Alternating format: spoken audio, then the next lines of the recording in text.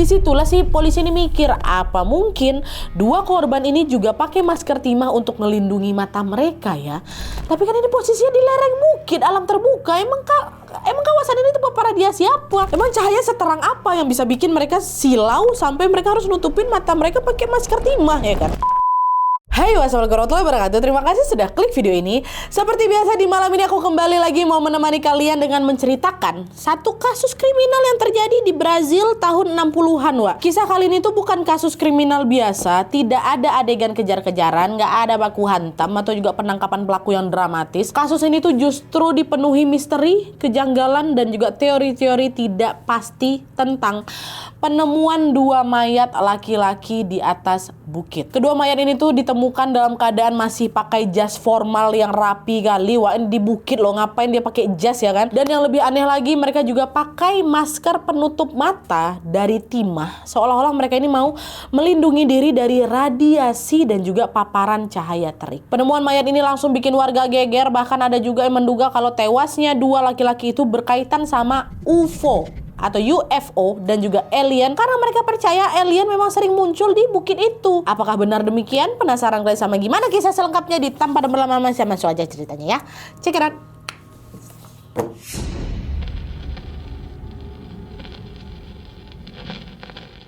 Oke, jadi kasus ini tuh bermula pada tanggal 20 Agustus tahun 1966 di Bukit Vintém, kota Niterói, Brazil. Waktu itu seorang laki-laki berumur 18 tahun yang bernama Jorge da Costa Alves lagi pergi ke bukit untuk nerbangin layang-layang gitu. Tapi di tengah jalan dia malah cium bau busuk yang nyengat kali ya kan. Nah, karena penasaran dia pun menelusuri lah sumber bau itu. Bau itu tercium di sepanjang lerengnya bukit. Dan waktu Jorge ini sampai di dekat tumpukan semak-semak, baunya makin nyengat lagi sampai bikin dia mual-mual. Dideketin lah sama Jorge lagi kan. Nah, pas semaknya itu disibak, dia ngelihat ada dua mayat laki-laki yang sudah membusuk lagi tergeletak di rerumputan. Tergeletak gitu aja, nggak dikubur, awalnya tergeletak. Mayat siapa tuh? Kata si Jorge kan. Jorge nggak berani ngecek sendiri, Wak. Dia langsung lari nurunin bukit, langsung laporin temuan itu ke polisi. Setelah dapat laporan dari si Jorge ini, Wak, polisi pun langsung meluncurlah ke TKP. Tapi karena medannya terjal dan tiba-tiba hujan deras datang, polisi nggak bisa ngejangkau lokasi penemuan mayat tadi, Wak. Polisi baru berhasil nyampe ke sana di keesokan harinya. Nah, pas polisi ngeliat dua mayat tadi, mereka langsung geleng-geleng kepala karena kondisinya tuh, Wak, betul-betul aneh kali. Bayangin aja nih ya. Kedua mayat itu adalah laki-laki yang berusia sekitar 30-an tahun. Mereka berbaring dalam kondisi berjejer rapi ya. Terus kedua-duanya sama-sama pakai jas formal yang terlihat matching, terus didouble pakai mantol atau jas hujan yang tahan air itu. Dan yang paling aneh, mereka pakai masker penutup mata yang terbuat dari lembaran timah. Ini bukan masker buatan pabrik, Wak, tapi kelihatan betul kalau ini tuh handmade yang kayaknya mereka bikin sendiri. Kelihatan dari potongannya yang kasar, terus macam kayak dipotong manual kayak gitu. Nah, sekilas bentuknya itu mirip penutup mata yang memang sering dipakai tidur, Wak. Siapapun yang pakai masker ini nggak akan bisa ngelihat apa-apa. Masker ini nggak dilengkapi pakai tali, karet atau pengikat, enggak. Jadi cara pakainya cuma ya udah ditaruh di muka kayak gitu aja. Dan dilihat dari bentuknya lagi, polisi menduga masker ini dipakai untuk melindungi mata dari radiasi atau cahaya. Dugaan ini diperkuat karena itu tadi bahannya timah. Bahan masker ini timah. Timah memang dikenal sebagai material pelindung yang bisa nahan radiasi dan juga kilatan cahaya super terang ya kan. Makanya orang-orang yang kerja di lingkungan rawan nih, misalnya di pabrik nuklir, itu kan wajib pakai helm atau masker yang memang dibuatnya dari timah ya kan. Disitulah si polisi ini mikir, apa mungkin dua korban ini juga pakai masker timah untuk melindungi mata mereka ya. Tapi kan ini posisinya di lereng bukit, alam terbuka. Emang kawasan ini tempat para dia siapa? Perasaan cahaya di sini aman-aman aja kok, cuma sinar matahari biasa. Emang cahaya seterang apa yang bisa bikin mereka silau sampai mereka harus nutupin mata mereka pakai masker timah ya kan? Nah, untuk menjawab pertanyaan tadi, Wak, polisi pun langsung mengecek kondisi dua mayat itu. Tapi ternyata polisi nggak nemuin bekas perlawanan, Wak. Nggak ada bekas perlawanan, nggak ada bekas perkelahian di badan mereka berdua. Artinya mereka meninggal bukan karena diserang. Yang ada mereka ini kelihatan ya meninggal dalam keadaan tenang gitu ya, Wak. Apalagi mereka juga ditemuin dalam posisi berjejer rapi ya kan, Wak. Mereka macam ya udah cuma lagi rebahan, terus tiba-tiba meninggal, udah gitu aja. Nah, ngerasa ada yang aneh, polisi pun langsung mencari petunjuk dari bukti-bukti yang ada di TKP.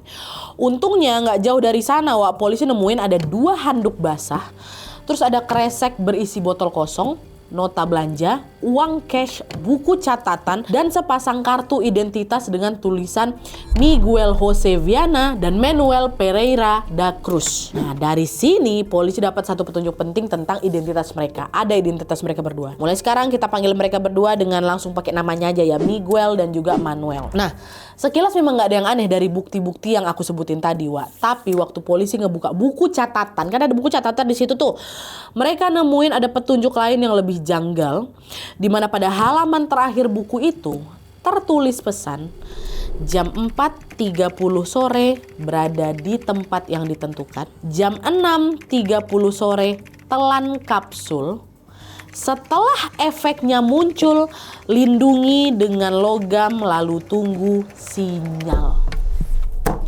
Catatan itu terdengar macam instruksi kan, Wak. Di sana jelas tertulis mereka harus ngelakuin apa di jam berapa, ya kan? Dan karena ada juga instruksi untuk telan kapsul, polisi menduga kapsul yang dimaksud di catatan inilah yang bikin mereka berdua tewas di tempat. Mungkin kapsulnya itu berisi racun. Tapi selagi belum ada pemeriksaan forensik ya polisi nggak bisa mastiin apa-apa. Polisi kan baru nengok di saat itu yang pertama kali ya kan. Barulah untuk bisa mendapatkan petunjuk yang lebih jelas, jasadnya si Miguel sama Manuel ini pun dibawalah ke rumah sakit untuk diotopsi. Penyelidikan pun dimulai.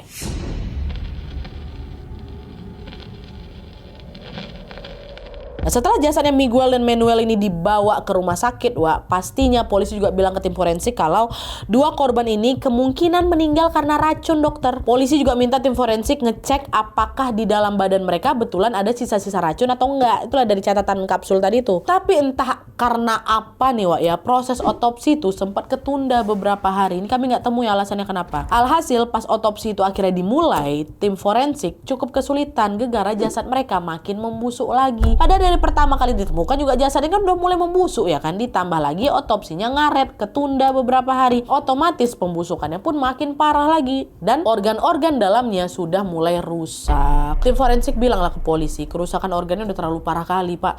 Kami nggak bisa nih ngedeteksi obat apa yang mereka konsumsi sebelum akhirnya mereka meninggal. Separah itu ya, dokter ya. Kalau soal radiasi gimana, dok? Mereka soalnya meninggal dalam keadaan pakai masker timah, dokter. Siapa tahu bagian tubuh lain yang nggak ketutup masker terpapar radiasi, dok. Nah, terus di situ dokter bilang, kalau soal itu bisa kami pastikan mereka tidak terpapar radiasi apapun, Pak. Jasad mereka ini membusuk secara alami. Dokter ngomong gitu, Wak. Jadi dok, kalau misalnya bukan karena radiasi atau juga racun dalam obat, terus mereka ini meninggalnya karena apa?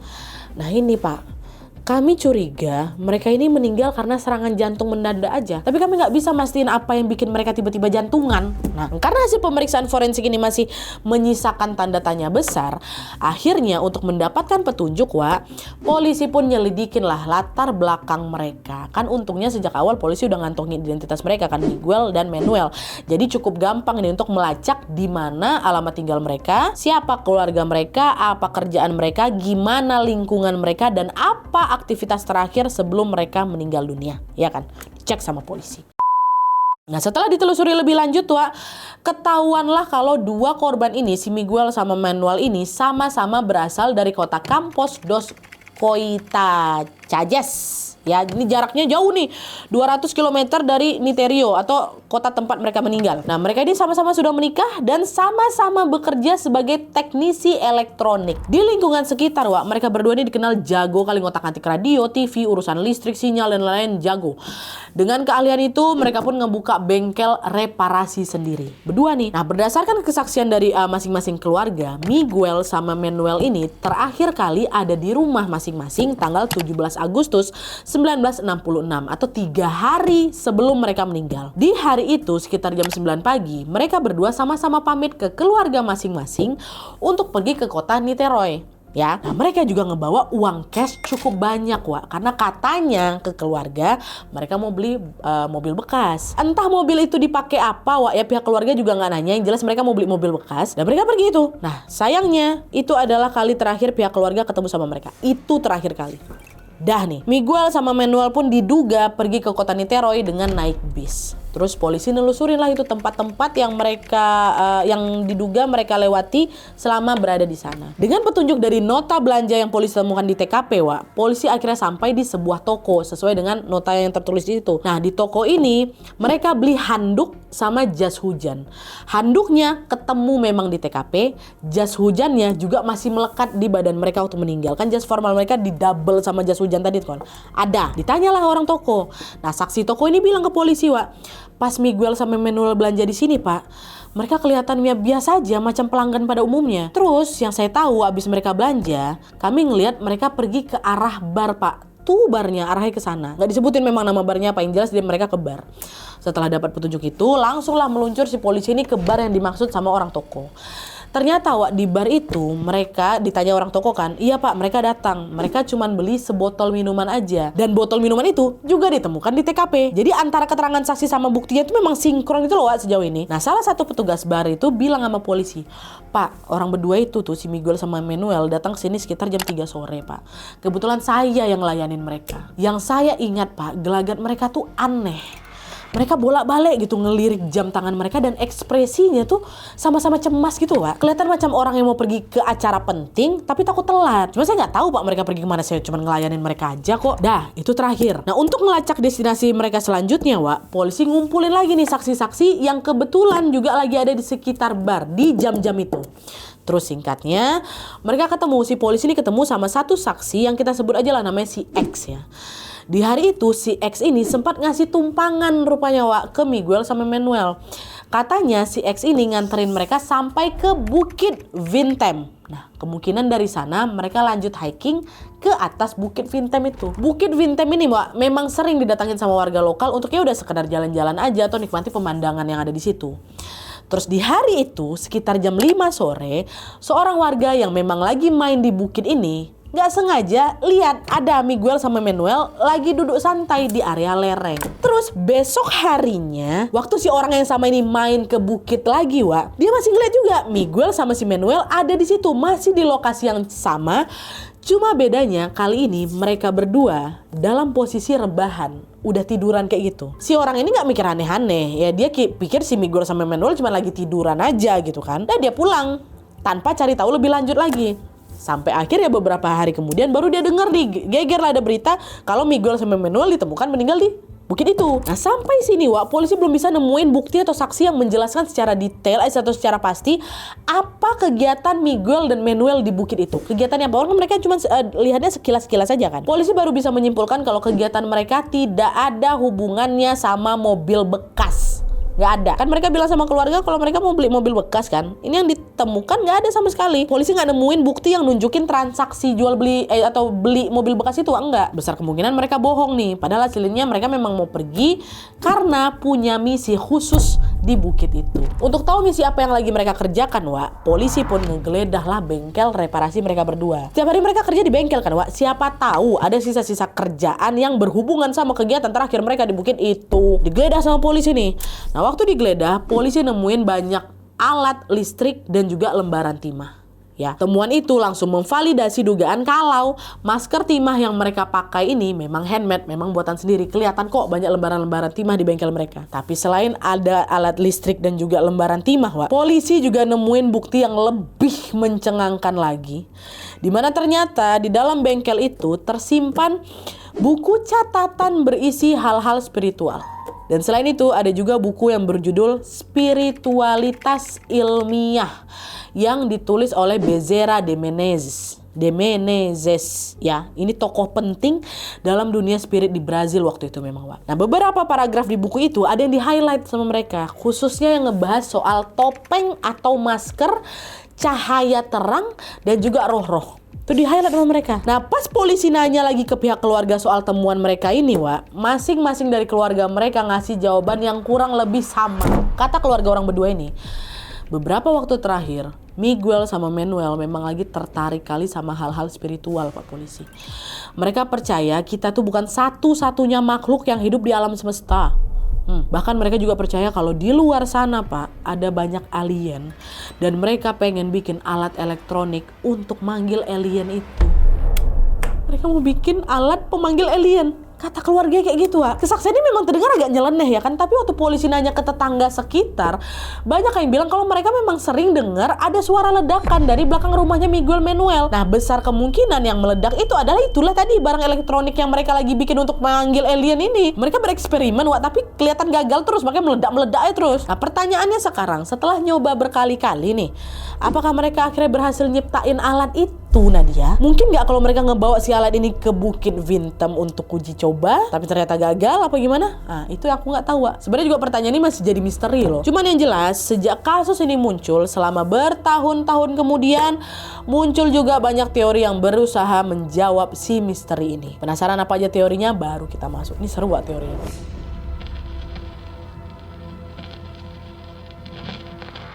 Nah, sebenarnya, Wak, teori tentang kasus The Lynn Mask ini atau kasus masker timah ini ada banyak kali memang. Aku akan ngejelasin 3 teori yang menurutku paling menarik dan yang paling populer, Wak, ya. Nanti kalian pilih aja teori mana yang paling kalian percaya. Sekarang kita mulai dari teori yang pertama dulu. Teori pertama, alien. Sejalan dengan petunjuk terakhir yang polisi temukan, Wak, orang-orang pun mulai curiga kalau kayaknya si Miguel sama Manuel ini memang lagi bikin alat untuk manggil alien. Kecurigaan ini didukung dengan lokasi ditemukannya jasad mereka, yaitu di Bukit Vintem. Menurut kesaksian warga sekitar, Wak, konon di atas Bukit Vintem ini memang sering muncul kilatan cahaya aneh. Mereka nggak tahu itu cahaya apa, yang jelas karena kondisi langit memang lagi cerah-cerahnya. Mereka yakin itu bukan petir. Itu pasti sesuatu yang lain. Dan mungkin adanya laporan soal cahaya aneh itulah yang bikin Miguel sama Manuel ngerasa kalau Bukit Vintem ini adalah tempat yang cocok untuk berkomunikasi sama alien. Mereka kira pergi ke sana sambil membawa masker yang udah mereka bikin sebelumnya. Pastinya mereka berharap usaha ini berhasil ya kan, dan mereka bisa ketemu halo alien kayak gitu. Makanya mereka sengaja datang ke sana pakai setelan jas formal yang rapi kali. Padahal mereka kerjanya sebagai teknisi di bengkel, Wak. Kerjaan ini kan nggak nuntut mereka harus pakai jas ya kan, pakai baju santai biasanya kan. Jadi kalau mereka tiba-tiba niat dan rapi sampai pakai jas segala, itu kemungkinan ya mereka mau ketemu sama orang penting atau orang yang mereka anggap spesial. Dalam hal ini apa? Alien. Terus mereka berhasil nggak ketemu sama alien? Dan apa yang terjadi di pertemuan itu kok mereka bisa sampai meninggal gitu? Nah, ini menarik, Wak. Kalian tahu? Di hari yang sama, waktu Miguel sama Manuel lagi ada di atas bukit nih, seorang perempuan dengan nama Gracinda Barbosa lagi berkendara naik mobil sama ketiga anaknya di jalan sekitar Bukit Vintem itu. Terus di tengah jalan, salah satu anaknya si ibu ini yang umurnya baru 7 tahun teriak, Bu, coba lihat, Bu. Apa yang di langit tuh, Bu? Apa, Bu? Si Gracinda nengok lah ke arah ini maksud sama si anak ini. Kaget dia, Wak, karena menurut kesaksiannya, dia melihat ada objek berbentuk oval berwarna oranye lagi melayang di atas bukit. Dan objek itu dikelilingi sama garis api yang kelihatannya terang kali. Gracinda sampai berhenti, Wak. Dia berhentiin mobilnya untuk merhatiin objek itu lebih detail lagi. Dan waktu dia berhenti, dia amati lagi. Si objek ini tuh sempat melayang, naik turun kurang lebih 4 menit. Dan pas objek itu menghilang, tiba-tiba muncul kilatan cahaya biru yang terang kali, dar gitu. Gracinda bingung kan, apa tuh? UFO nggak ya? UFO nggak ya? Nah, pada masa itu, Wak, di era tahun 60-an, pembahasan soal UFO ini masih dianggap tabu kali di Brazil.